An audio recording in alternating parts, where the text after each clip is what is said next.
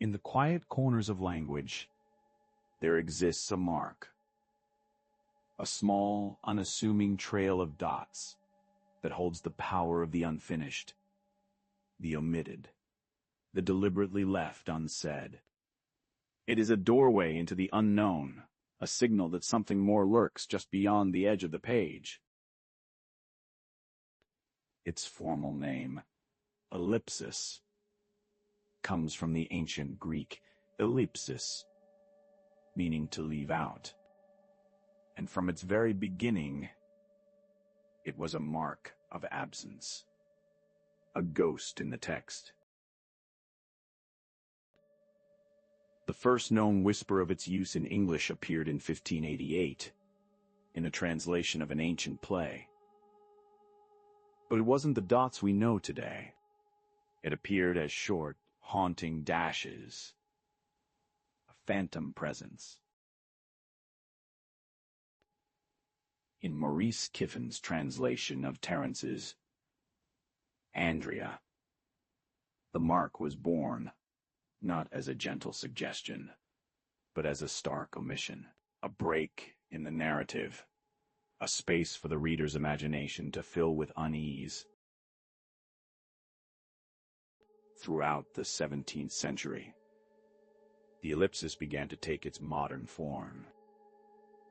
It found a home in the works of playwrights like Shakespeare and Ben Jonson, where a trailing thought could signal hesitation, doubt, or a threat left unspoken. But not everyone welcomed this spectral punctuation. In the 1700s, writers like Jonathan Swift and Henry Fielding saw it as a crutch, a lazy way to create artificial suspense, a trick to summon mystery from nothing.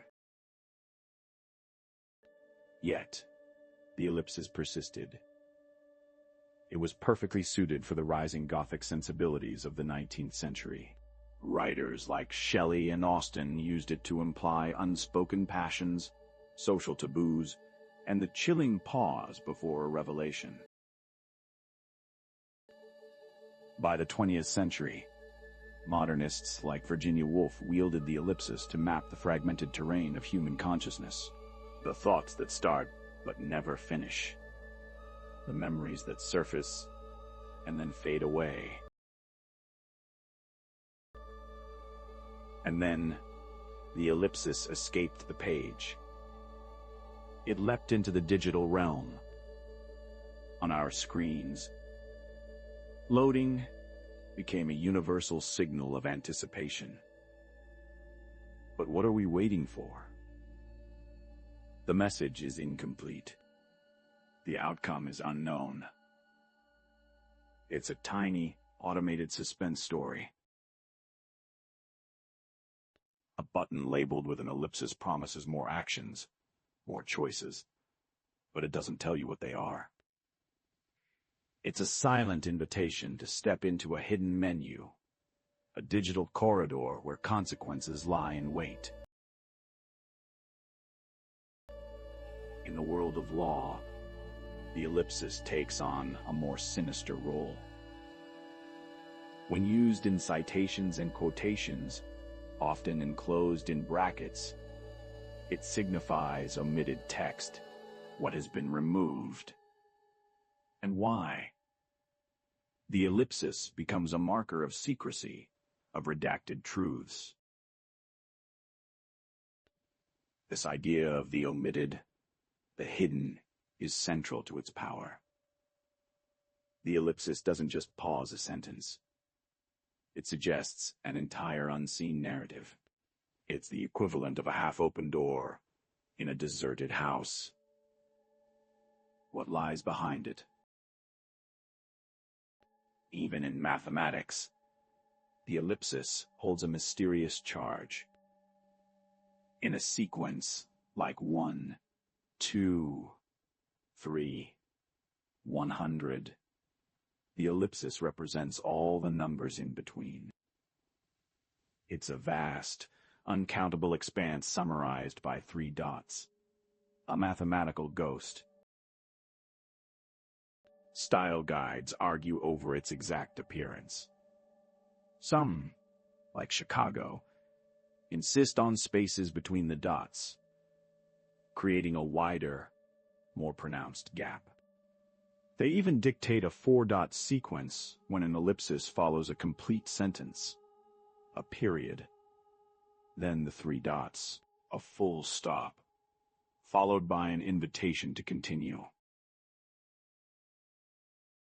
Typographers like Robert Bringhurst critique these rules, arguing that a spaced ellipsis is too wide. They prefer a tighter, more fluid connection between the dots. It's a debate about the very space the ellipsis occupies, the visual representation of a silent pause. Across the world, the ellipsis adapts to different haunting forms. In Japanese, it's called 10-10-10, and in vertical text, it appears as 6 dots. 2 groups of 3, trailing down the page like footsteps fading into mist. Ultimately, the power of the ellipsis is the power of suggestion. It is the narrative equivalent of a path disappearing into a foggy wood. We don't know where it leads, but we feel compelled to follow. It invites us, or warns us, that the story is not over.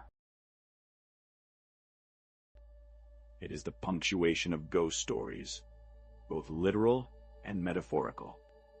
It marks the place where someone's voice trailed off, where a thought was left unfinished, where a secret was kept. Those 3 dots are a remnant, an echo. They are the ghost in the machine of language, forever pointing to what is not there, inviting us to complete the story with our own fears and imaginations. What tale remains unfinished for you? What story lives in the silence of those 3 dots? Share your thoughts in the comments below. If you unraveled the mystery of the ellipsis with us, give this video a like, subscribe to Black Pine Tales for more journeys into the unexplained, and share this with a friend who knows that some stories are best left